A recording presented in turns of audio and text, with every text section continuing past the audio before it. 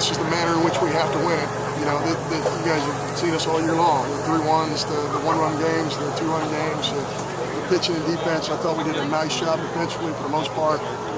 You know, some things go unnoticed. You know, Brett Brownlee runs that ball down and holds a potential double into a single. You know, Britton runs that ball in the 4-hole, which I don't know if there are a lot of second basemen who get to that. He can just fly, and he just covered that up. Can't say enough about, you know, I thought Strat tonight was very, very good, but they do a nice job of covering some pitches with 2 strikes and shove some balls in the outfield, and they're good. You know, Kentucky's a good club. This isn't an accident. You know, 41-13 is not an accident. They're really good. They're tough to pitch to. They defend it well, and they have a little bit of a swagger. And, you know, a lot of kids on their club have come a long way, and now they're older. You look up and down the lineup with you know, outside of Cusino, am I pronouncing that correctly? I should, because he's a heck of a player. I ought to pronounce it right. But they're a very, very good lineup. This might be the best lineup we faced this year, just from the balance and the job that they do with 2 strikes. Wes getting out squeeze there in the inning. I mean, you got a left-hander up there, so the catcher's view, so Sam's got to execute.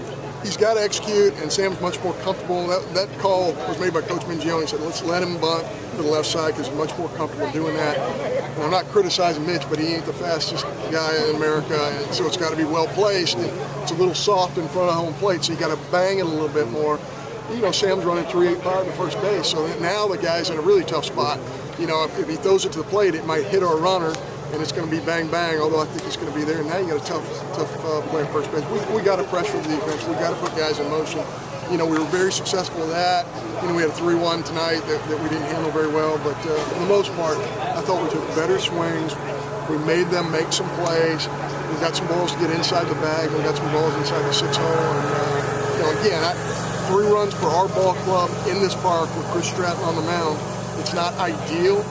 But you know, our kids are battling, and we can win these types of games. I thought the 2 hits by Wes was the definition of not trying to do too much. I think about it once I think you're right, and I think he's establishing some rhythm, and I think he's learning. I think Wes, I've said this all along, he's had his struggles, but he's gonna end up being a very good player because he has a very high baseball IQ, and he's gonna figure it out.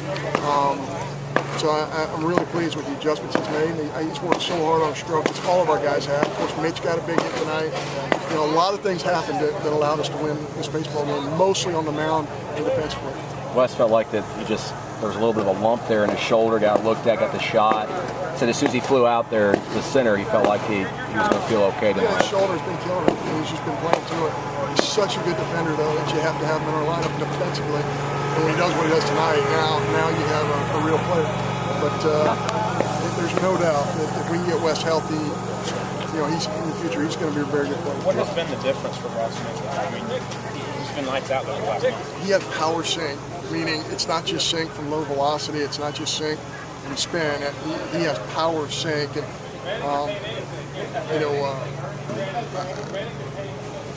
I think a big part of it is his delivery was changed a little bit by Butch. He's really separating from the glove earlier.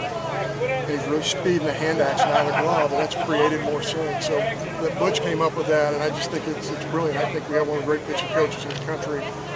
Just to see the progress every one of these guys have made, it's just been spectacular, and that's why we're able to hold a club that's hitting over 300, you know, to what, 7 hits and 1 run in this ballgame tonight. Stratton, you know, I mean, they're taking him early again, and they get some hits, and it just seems like whatever people throw at him, just no problem.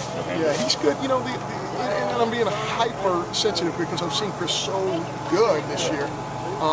You know, with 2 strikes tonight, there's some 1-2 and there's an 0-2. You know, he's better than that, and he knows he's better than that. You know, he could have executed those pitches a little better, but you know, gosh, we have an awfully high standard that we set for that young man because he's one of the premier guys in this country. I told our players before this game, I said, I think we're the best Friday night guy in America today.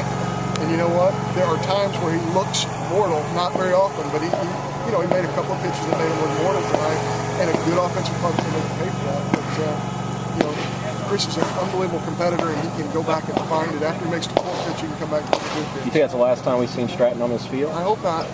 You know, we'll find out. I hope not. I think that you know, we still have a lot of season in front of us. He gave a lot of fly balls to Mars Kendall. He's a ground ball guy. It's just a totally different look for Kentucky. It is, and you know, I think, you know, I think Kendall can excel in this environment against that ball club, but they're very good and they're so aggressive early in the count. That might bode well for Kendall as well, but certainly Kendall has pitched in big ball games. And again, you got two juniors going back-to-back nights, who have done this in this league before. I'm really excited to see him pitch. Every time we come to the ballpark, I'm just thrilled to watch us pitch because, I think we do it at such a high level.